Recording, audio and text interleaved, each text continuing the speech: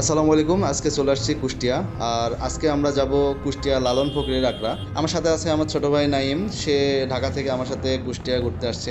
আমার বাসা কুষ্টিয়া হওয়াতে আমি কুষ্টিয়ার বিভিন্ন দর্শনীয় স্থান অনেকবার যাওয়া হয়েছে, তার মধ্যে লালন ফকিরের আখড়া একটি। তো যেহেতু ছোট ভাই নাইম সে কখনো কুষ্টিয়ার লালন ফকিরের আখড়া এক্সপ্লোর করে নাই, দেখে নাই, তো তাকে আজকে সাথে নিয়ে আসছি। চলুন যাওয়া যাক।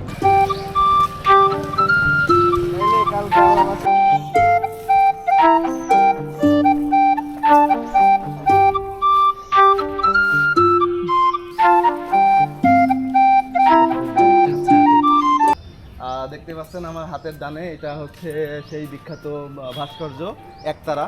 আর এটা হচ্ছে কুষ্টিয়ার বিখ্যাত লালন ফকিরের মাজার আর কি, এবং কুষ্টিয়া লালন একাডেমি।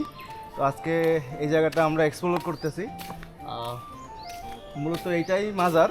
তো আপনারা যেটা দেখছেন সে হচ্ছে কুষ্টিয়া যেহেতু সাংস্কৃতিক রাজধানী, তার একটি বড় কারণ হচ্ছে এই লালন ফকির। তো লালন ফকিরের যে মাজার, এটা হচ্ছে সেই মাজার এবং কুষ্টিয়া লালন একাডেমি।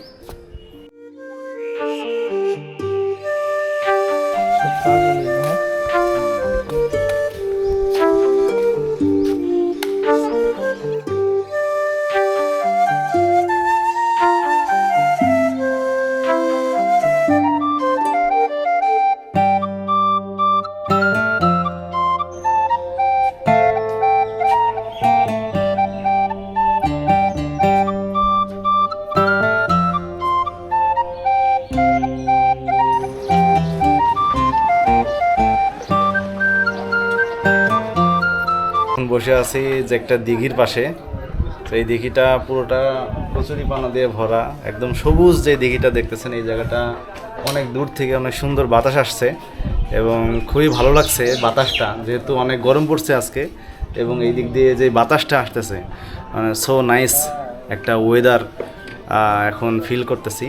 আর আমার হাতের বামে হচ্ছে লালন ফকিরের যে আখড়ার মেলার যে স্থানটা, এই জায়গাটা দিয়ে মেলা হয়, মঞ্চ আর কি। এই জায়গাটায় যখন মেলা বসে, এই জায়গাটায় অনেক গান বাজনা হয় আর কি। অনেক শিল্পী আসে, অনেক দূর দূরান্ত থেকে অনেক লোকজন আসে, তারা এই জায়গাটা বসে এবং গান বাজনা উপভোগ করে। এবং যে বড় মাঠটা দেখছেন, এই মাঠটা, আমার পিছনে যে মাঠটা দেখছেন, এই পুরো মাঠটা কিন্তু ওই যে মেলা বসে আর কি।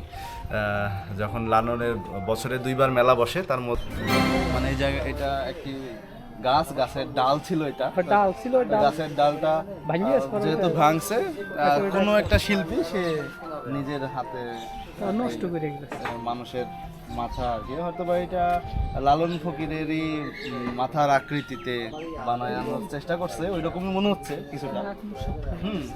তো পরবর্তীতে হয়তো বা পানিতে এটা নষ্ট হয়ে গেছে।